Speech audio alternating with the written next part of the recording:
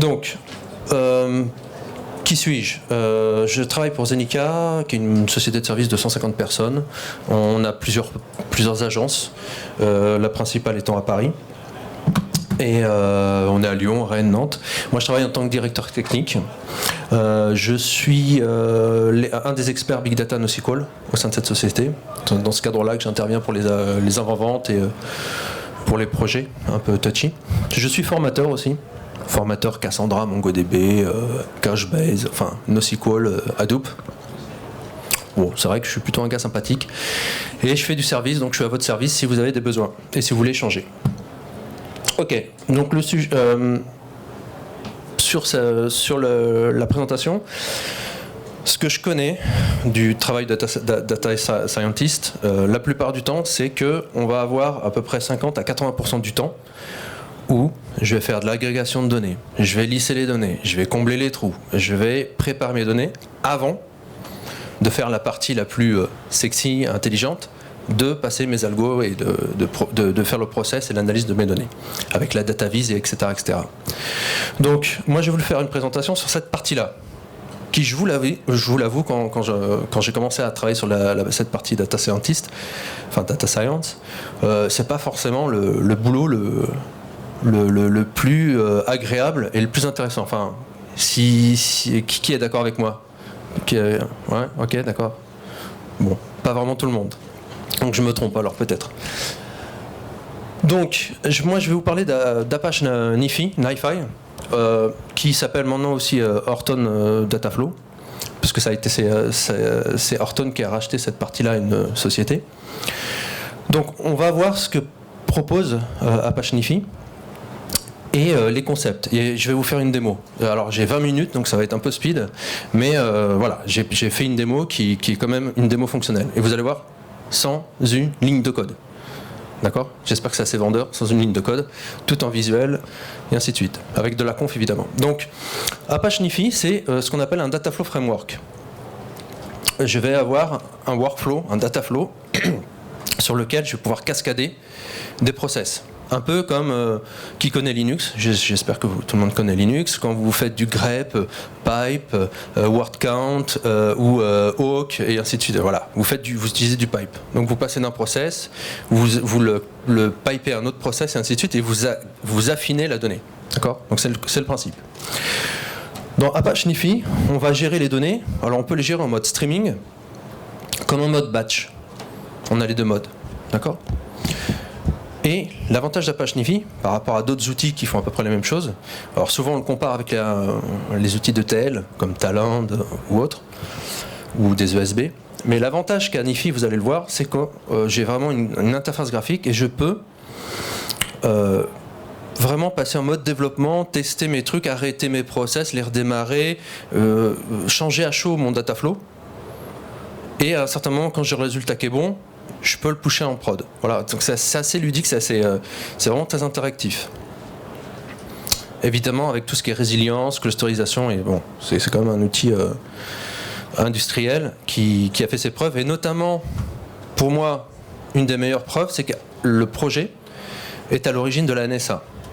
Donc autant vous dire que tout ce qui est habilitation, sécurité, etc., ça a été pensé déjà dans l'outil. Donc c'est un projet qui a démarré à la NSA il y a 8 ans et qui est arrivé en incubation au niveau d'Apache en novembre 2014 et du coup qui est devenu en top level. Donc c'est quand même assez représentatif, hein. On ne passe pas en top level aussi facilement que ça au niveau de la fondation Apache. Donc vous pouvez vous en rendre compte que c'est quand même ça a été open source, enfin ça a été livré à la communauté il y a peu de temps, d'accord? Encore plus vrai pour le fait que ça soit passé en top level. Grosso modo, donc on est sur de l'entreprise Dataflow, c'est de l'ingestion de données. Ok? Donc je vais prendre les données dans une source. J'ai tellement parlé avec certains d'entre vous que j'ai plus de voix, hein, je suis désolé. Je vais faire de l'ingestion de données. Alors ça peut être, et c'est l'exemple de la démo de tout à l'heure, je peux prendre les données sur Twitter, ça peut être du Kafka, ça peut être du FTP, ça peut être une base de données, d'accord? Ça peut être un répertoire, comme ça peut être un capteur. Je vais pouvoir quand même me baser sur des composants déjà existants pour faire de l'analyse, tels que MapReduce, Storm ou Spark. Pour l'instant, actuellement, c'est plutôt Spark Streaming sur lequel on va pouvoir travailler, puisqu'on est sur de la gestion de données. Le but étant de ne pas faire des traitements trop coûteux. Et après, derrière, je vais pouvoir déverser ces données qui ont été lissées, travaillées, transformées, etc., dans des repositories. Et assez récemment, je ne sais pas si certains d'entre vous connaissent la base de données dite NoSQL Couchbase, il y a un connecteur Dataflow qui a été développé pour pouvoir aller persister les données dans Couchbase. Donc il y a une base de données NoSQL orientée documents. Alors, Apache Nifi. Les cas d'utilisation, voilà, on a des exemples de cas d'utilisation. Donc dans un premier temps, c'est comme ça que le vent Horton, ils insistent là-dessus parce que c'est à la mode. C'est pour faire du Internet of Things ou Internet of Anything, et c'est faire de l'ingestion de données qui viennent de capteurs. On peut faire de la réception inter et extra-site, ça veut dire je peux, avec ce type d'outil-là, faire de la réception interne dans mon système d'information, comme via des partenaires ou des clients, faire de l'ingestion de données externes. Puisque, comme je vous l'ai dit, la notion de sécurité est quand même quelque chose d'intrinsèque. Et j'ai une traçabilité, je peux savoir qui a fait quoi, d'où vient la donnée, et ainsi de suite. D'accord ? Ce qui n'est pas le cas de tous les outils, open source tout du moins. Donc je peux faire aussi de la distribution intrasite, je peux faire de l'ingestion de données en environnement de big data, on l'a vu, par les différentes couches, que ça peut être du HDFS ou des bases de données NoSQL. Et je peux faire du traitement de données. Alors, bon, pour l'instant, il n'y a pas de... Je ne peux pas faire vraiment du machine learning, mais je peux faire quand même du traitement. Alors, les cas d'utilisation d'Apache Nifi. Je peux faire du push, du pull, du traitement préexistant. Alors, le push et pull, vous allez voir, j'ai ce qu'on appelle des processeurs qui sont pré-mâchés pour moi. Je peux aller récupérer des choses en HTTP, FTP, SFTP, et ainsi de suite. JMS, HDFS. Et local FS, c'est-à-dire proprement sur ma machine. Je peux faire du traitement, je peux faire du routage, la compression, décompression, cryptage, encodage, ainsi que de la transformation. Mais ça, vous allez le voir en live. Et quelque chose qui est assez plaisant, c'est que je peux faire du traitement spécifique. Ça veut dire que Apache Nifi, Dataflow, a été pensé pour, si jamais il y a un processeur qui n'existe pas, le framework est assez ouvert, et c'est pas hyper compliqué.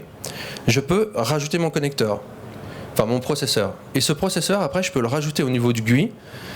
Bon, il y a une certaine norme de codage à respecter, et ça va être pris en compte. Je vais pouvoir le déployer et puis le configurer comme bon me semble. C'est vraiment très très ouvert. Typiquement, il y a un processeur, je ne sais pas si certains d'entre vous ont déjà utilisé Redis, qui est une base de données NoSQL in memory. Moi, je projette de créer le connecteur pour Redis. J'ai regardé comment faire et ça me semble pas hyper compliqué. Donc, j'ai espoir un de ces quatre aurait le temps pour le faire. Donc, grosso modo, si on reprend, j'ai mon data flow, j'ai mes données qui rentrent, j'ai mes process et j'ai mon ingestion. Donc là, je suis intersite. Après, là, je vais pouvoir me brancher sur mes partenaires, je vais mettre ma couche de sécurité. Je ne veux pas que mon partenaire puisse voir des données que j'ai ingérées d'un autre partenaire, et ainsi de suite. Donc ça, je vais pouvoir le gérer. D'accord ? Ou ça peut être des sites qui fassent partie du même SI de mon entreprise. Donc là, je vais pouvoir mettre en place des échanges contrôlés, savoir qui a fait quoi, qui m'a envoyé quoi, et ainsi de suite. Et vraiment faire en sorte que mes données, je les maîtrise. Puisque on parle souvent de data lake, d'accord, puits de données, etc., c'est bien gentil, mais là on arrive à des problématiques du style, bon bah, j'ai X services, X applications qui déversent chez moi. Du coup, après, qui a le droit de voir quel type de données ? Est-ce que je veux pas je veux faire du multi-tenant, et puis je veux pas qu'une application puisse aller modifier des données d'une autre. Et quand je veux revenir en arrière, comment je fais les choses là ? Voilà, toutes ces problématiques là avec ce qu'on appelle le data lake, je vais essayer de traiter ça en amont avec ce type d'outil là. Grosso modo, l'architecture d'Apache Nifi. Donc ça a été développé en Java, j'ai une JVM, j'ai un web server que vous allez voir, donc ma partie interface graphique. Et après derrière, j'ai ce qu'ils appellent le flow file repository. Alors bon, on va définir ce qu'est un flow file. C'est-à-dire que quelque part, tous les échanges, tout ce qui est échangé entre les différents process, c'est ce qu'on appelle un flow file. D'accord ? Et lui-même, intrinsèquement, il a une persistance, ce qui fait que je peux interrompre, redémarrer, je peux reprendre sur erreur et ainsi de suite. D'accord ? J'ai le content repository, ça c'est vraiment mon message, proprement dire, enfin le contenu d'un message. Bon là c'est la provenance repository parce que comme je vous l'ai dit, on veut pouvoir tracer d'où ça vient. Ça veut dire que j'aurai pas le temps de vous faire la démo, enfin de vous faire une démo exhaustive, mais je peux à partir d'un process savoir d'où ça vient et retracer tout le workflow graphiquement. Et j'ai ce qu'on appelle le flow controller, c'est tout le lien que j'ai entre mes différents process. Donc ça, on était en mono instance, bon, qui est le cas qu'on va utiliser là, mais vous pouvez aussi utiliser Apache Nifi en mode clusterisé. Alors, donc ça veut dire que du coup, je vais avoir le Nifi Cluster Manager qui lui va faire la coordination entre mes différents agents et qui va avoir l'interface web. Et après, j'ai des agents qui, eux, vont avoir les différents repositories avec le flow controller. J'ai mis un bémol, c'est qu'actuellement, je sais pas, qui connaît bien Hadoop dans la salle ? Ok. Bon, vous savez maintenant que vous avez Yarn qui est bundlé, enfin qui est le processeur manager. C'est pas yarnisé cette partie-là. C'est vraiment un cluster proprement, qui est vraiment purement Apache Nifi. Donc le flow file, c'est un bloc de données qui va transiter de processeur, ce qu'on appelle un processeur, de processeur en processeur. Quand je vais gérer un get tweet, ça va me générer un flow file spécifique, avec des métadonnées spécifiques. Et le message, qui va être le message de mon tweet, avec les métadonnées. Et c'est ce qui va transiter. Et à chaque fois, je vais avoir un flow file différent à chaque parcours de mes processeurs. Voilà, grosso modo, ça c'est un flow file. D'accord ? Et donc ça va être stocké dans le flow file repository. J'ai un en-tête, un UID, un nom, une taille. Bon, là, j'ai pas mis l'exhaustivité de toutes les métadonnées, mais grosso modo, c'est le type de métadonnées que j'ai avec mon contenu. Et ça, c'est vraiment le message qui va être transité du début jusqu'à la fin. Après, j'ai ce qu'on appelle le processor. Alors, le processor, c'est pas très compliqué, c'est un module qui a une fonction spécifique. Comme je vous l'ai dit, j'ai fait une aparté avec Linux. Pareil, quand je lance ma commande, j'ai un ls qui va faire lister, puis après je fais un pipe et je vais faire un word count. Voilà, c'est deux fonctions spécifiques que je pipe entre elles, d'accord ? Donc voilà, un processeur c'est ça, il a une fonction spécifique. Bon là je me suis un peu trompé parce qu'il y en a 80 actuellement qui sont prédéfinis pour vous. Je pense que c'est plus proche des 90. Et le but, c'est que voilà, la communauté vienne développer de plus en plus de processeurs. Voilà, donc un processeur, si on prend le plus basique que tout le monde peut comprendre, c'est le getFile. Là, typiquement, vous voyez que là, vous avez un point d'exclamation. C'est que, oui, aussi, ce que j'ai pas dit, c'est qu'Apache Nifi vous empêche de faire des bêtises. C'est-à-dire que là, typiquement, je peux pas le démarrer. Parce que je ne l'ai pas configuré correctement. J'imagine que je n'ai pas défini mon répertoire où je vais aller piocher mes fichiers. Il n'y a pas de magie en ce bas monde, il faut quand même lui donner quelques indicateurs.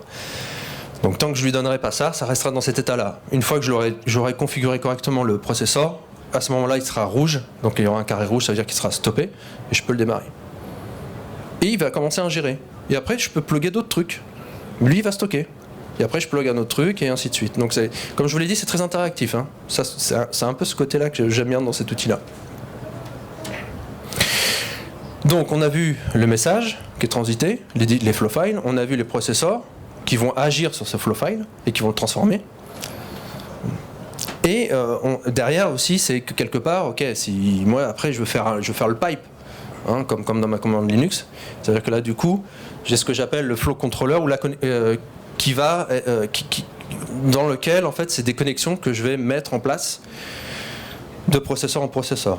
D'accord ? Donc j'ai une connexion qui va être typiquement sur certains processeurs, il y a des connexions du type failure success, c'est-à-dire qu'en cas d'échec, je peux dire reboucle toutes les 5 minutes ou à un temps sur ce processeur qui a planté. Ou je vais faire une action, ou je vais déléguer à un autre processeur qui va peut-être faire une correction et ainsi de suite. Donc ça, c'est des choses qui sont déjà pré-mâchées pour moi. Voilà. Donc grosso modo, là, moi j'avais mon getFile, vous voyez, là, il est en train de runner. Donc je vais le prendre et puis je vais faire un route en attribute, ça veut dire si jamais dans mon... Donc après, vous allez voir dans les tweets, vous pouvez utiliser une sémantique pour extirper certaines choses de mon message. Et je vais dire, par exemple, si dans mon message j'ai FR, je vais mettre dans un répertoire FR des données et ainsi de suite, et je fais mon routage comme ça. Donc là, je suis déjà en train de préparer mes données. Hein. D'accord ? Bon, j'ai beaucoup parlé théorique. J'espère que vous m'avez suivi.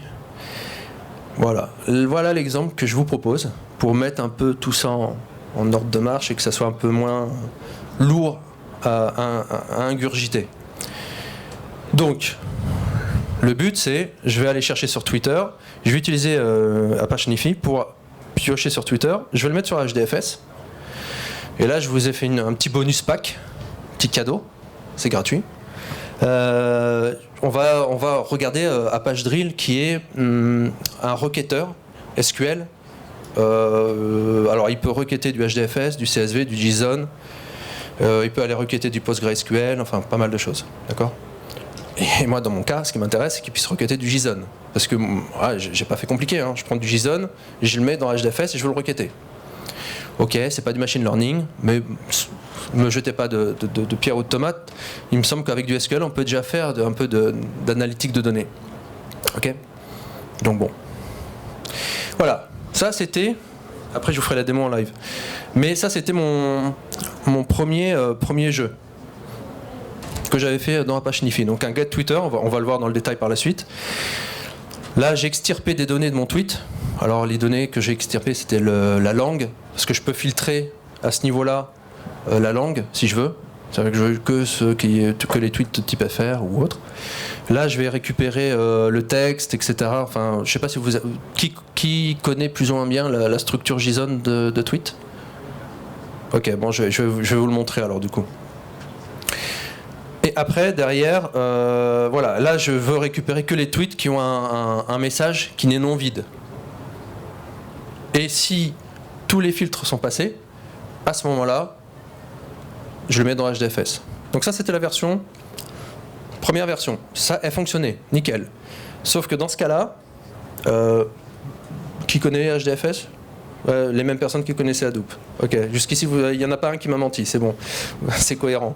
Dans HDFS, c'est un disque virtualisé, donc je virtualise du disque physique, hein, grosso modo, je vous la fais courte.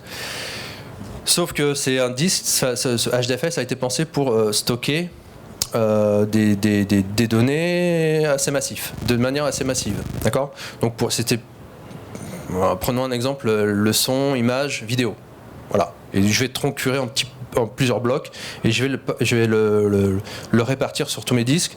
Du coup, l'avantage, c'est qu'après derrière, je peux faire de l'analyse du process de manière parallélisée sur tous mes disques, d'accord ? Bon, c'est pas du tout le cas comme ça, c'est des petits fichiers avec le JSON, donc c'est des tout petits fichiers, et c'est pas du tout le cas d'utilisation d'HDFS. Donc ça, c'était la version naïve. Ce que j'ai fait par la suite, c'est que j'ai utilisé un merge content, où je vais dire, bon, plutôt que de créer un fichier par tweet, un fichier HDFS, je vais bufferiser, je vais merger. Donc là, le merge, il est à peu près de 8 gigas. Bon, on n'est pas dans l'ordre de grandeur des 60... Par défaut, un bloc dans HDFS, je ne vais pas trop rentrer dans les détails, mais c'est 8 mégas et c'est 64 mégas. Gigas. J'ai un trou de mémoire. Non, mégas. Ou 128, ça dépend des distributions.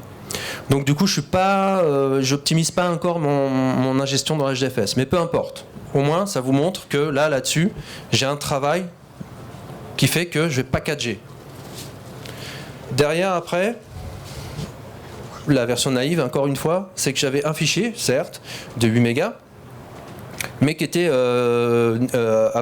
cet outil-là me donnait un identifiant qui n'avait pas de terminologie. Il n'y avait pas de point texte, point JSON ou quoi que ce soit. Et Drill, pour pouvoir requêter, il a dans sa configuration par défaut dire quand je veux requêter, si je reconnais que c'est du JSON comme terminologie des fichiers, je sais que je vais utiliser un moteur de requêtage JSON. Donc du coup, je me suis retrouvé à être obligé de renommer les fichiers avec le même nom, .json, juste concaténer ça et de le mettre dans HDFS. Et ça, c'était la version qui fonctionne.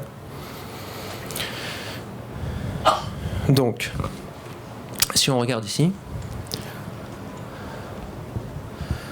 voilà. Donc là, je vais vous montrer alors. Voilà. Donc moi, j'ai une distribution qui s'appelle, qui est la distribution Hortonworks. Donc là, j'ai une instance Hadoop, d'accord. Je vais regarder sur HDFS, ce fameux disque virtualisé. Vas-y, s'il te plaît. Allez, voilà. Et j'ai une IHM pour pouvoir aller voir dans ce disque. Donc là, vous voyez que j'ai plusieurs répertoires. Il y en a un qui m'intéresse, qui est user, ici. Data Job 2015. Bon, il est vide. C'est juste pour vous montrer que je triche pas, hein, d'accord?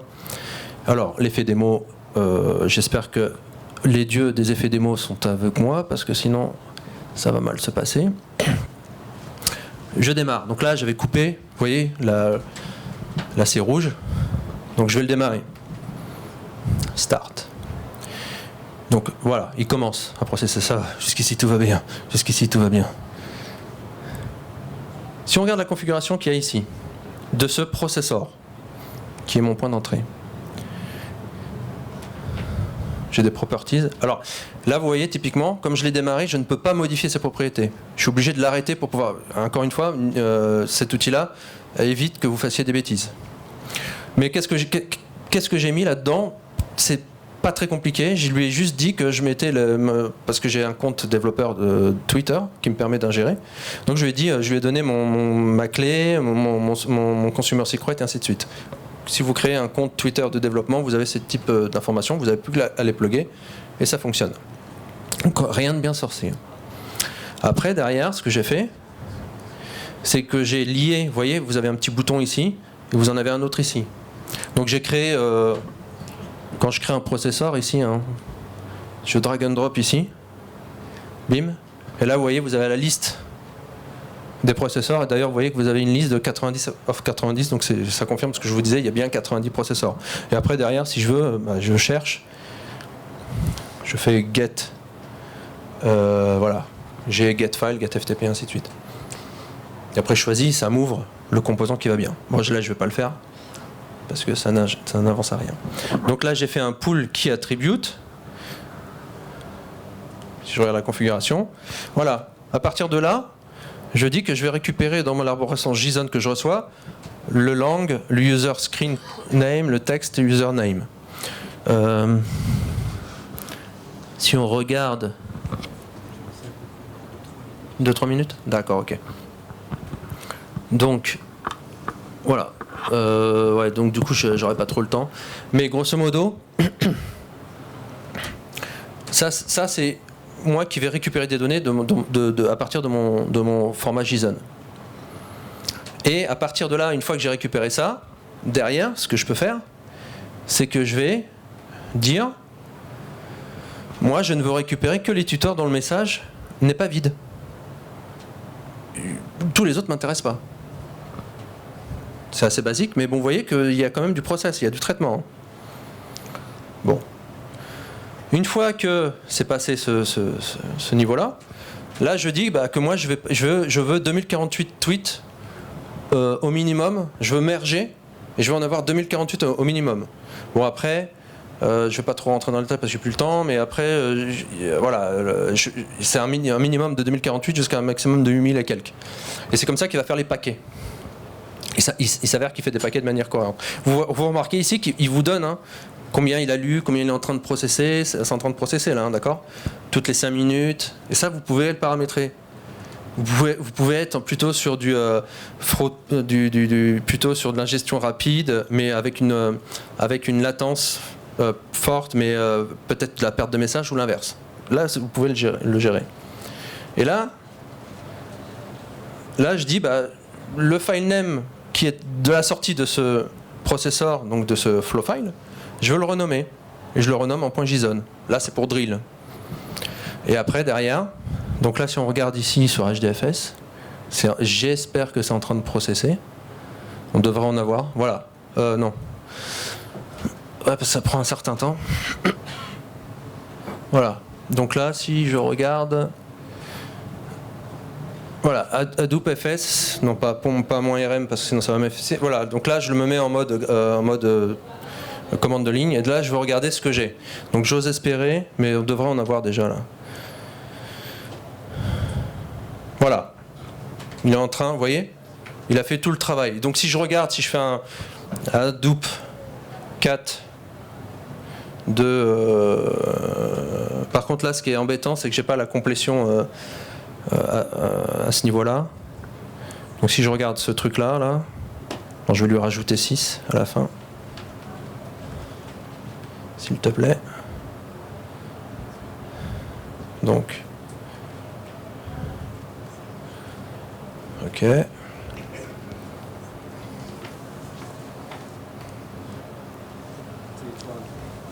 Ah mince, ouais. Je vais le faire comme ça. Bref. Tweet, alors c'est 6, 69, 28 étoiles. On va faire ça. Je pose ma sur la manette.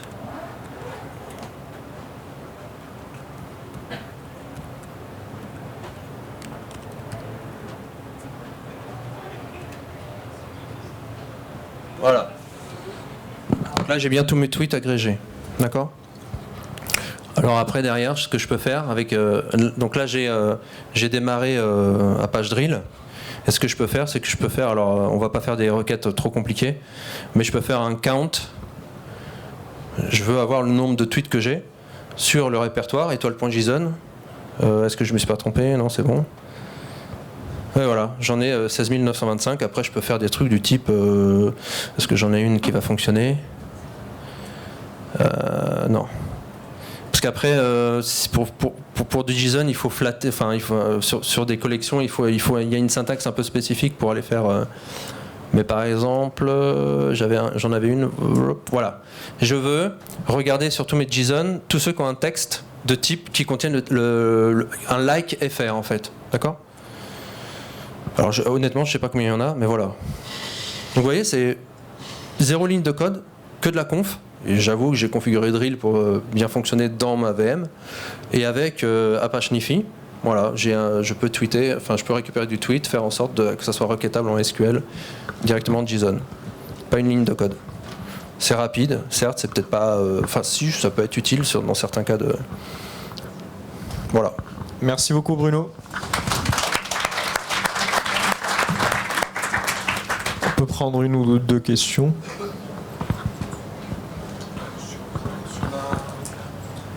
Sur la clusterisation, c'est aussi simple, ça se passe par le GUI ou... Sur la version clusterisée ? Ouais. Oui, pardon. Sur la version clusterisée, oui, en fait, ce qu'il faudra, c'est que tu... typiquement, là, on avait Ambari ici. Oui, ce que j'ai pas dit, c'est que moi, j'ai installé le... Bon, du coup, là, je sais pas trop ce qui se passe, mais j'ai installé Nifi dans Ambari. Ambari qui est la version où tu peux déployer tes process. Et donc du coup, via Ambari dans Hortonworks, t'as qu'à dire mon master il est là et mes slaves ils sont là. Il y a quand même une chose que je n'ai pas dit, c'est que dans ce mode-là, si je perds mon master, je perds la vue graphique. Donc du coup, ils sont en train de penser de mettre la haute dispo et de faire le produit est encore en train de s'améliorer au fur et à mesure. Mais voilà. On peut parler. qu'on peut avoir deux flux, paralléliser des flux, les dupliquer? Ouais, c'est une très bonne question. Pour l'instant, non. Enfin, il y a quand il y a un flux, ça va être un des agents qui va le prendre, mais ils sont en train de penser justement de faire en sorte de paralléliser un data flow. C'est-à-dire qu'il y a peut-être un processeur qui va être pris dans un, et après la délégation va se faire sur un autre de manière parallélisée. Enfin, parce que le problème, c'est qu'ils sont quand même interdépendants les uns des autres. Donc quand tu as une entrée, par exemple, tu as un tweet qui rentre dans GetTweet, quand il rentre, il va être géré sur un des agents. À aucun moment, le process va passer sur un des autres agents. Mais dans la haute dispo, ils sont en train de penser justement à faire en sorte que si jamais c'est interrompu, il y en a un autre qui peut prendre le relais. Voilà. Est-ce qu'un processeur peut avoir 2 entrées de flux? Est-ce qu'un processeur peut avoir 2 entrées Pour faire la corrélation? Oui. Oui, tout à fait, ouais. Tu peux. Et même, tu peux même créer des templates, ce qu'on appelle les templating. D'ailleurs, là, je ne vous ai pas montré, mais vous avez des fichiers XML de templates. Vous pouvez les incorporer directement. Ça veut dire qu'une fois que vous avez quelque chose qui fonctionne, vous le labellisez, vous le templatisez, vous pouvez le partager après. D'accord? Ça veut dire que ce qu'on a fait là, on pourrait le sauvegarder en template, lui donner un nom, et après on peut le diffuser à des équipes qui vont l'intégrer tel quel, et après elles n'ont plus qu'à configurer les choses de manière que ça se passe bien. Voilà. Peut-être une dernière question.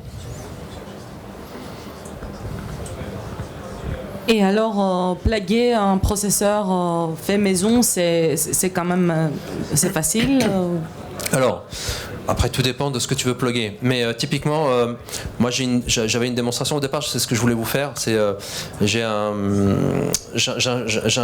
fais une ingestion de tweets.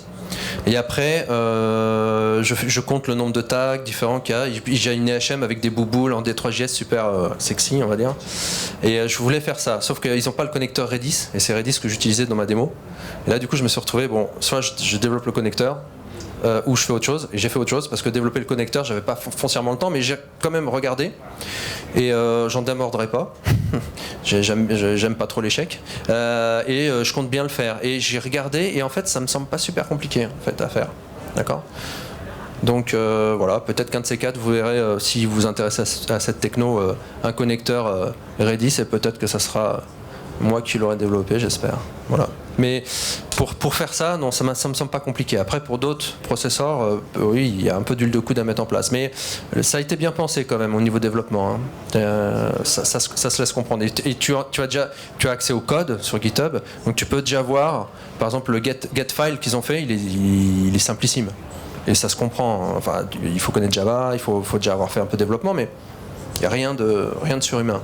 Parce qu'en fait, ils ont fait une surcouche bien au-dessus avec des classes pour lesquelles il faut irriter et autres. Très bien, merci beaucoup Bruno. Merci à vous. Bonne soirée, au revoir.